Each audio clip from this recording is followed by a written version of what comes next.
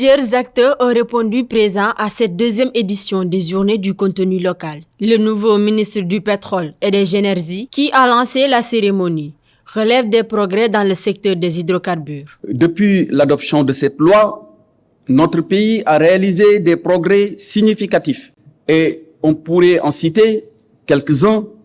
La création de l'Institut national du pétrole et du gaz, UNPG, la création du Comité national de suivi du contenu local. Quels sont les avantages et le chiffre d'affaires généré par le contenu local? Permanent ou le secrétariat technique a évoqué tout à l'heure, sur les 2 ou 3 années d'opération du contenu local, un chiffre d'affaires presque de 450 milliards est revenu aux entreprises nationales.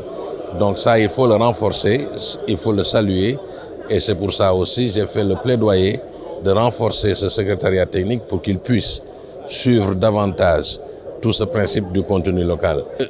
Part de marché, peut-être pas, parce que, mais ce que le ministre et ce que le secrétariat technique a indiqué, comme on dit, sur les 2 dernières années, les Sénégalais, par le fait du contenu local, ont travaillé sur un chiffre d'affaires, ont obtenu un chiffre d'affaires de 450 milliards.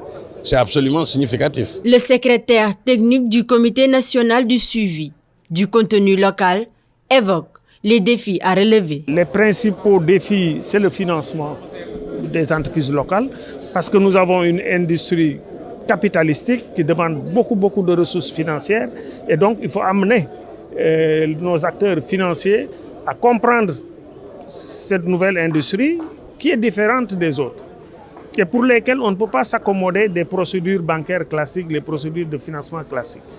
Il y a 2 contraintes majeures dans le financement, c'est la rapidité et l'allègement des garanties, parce qu'il n'y a pas de risque de non-paiement. 2 jours pour revenir sur la nécessité du contenu local avec les différentes panels organisés et les nombreuses interventions. Espérons que le secteur des hydrocarbures va produire des fruits escomptés avec l'exploitation prochaine du pétrole et du gaz.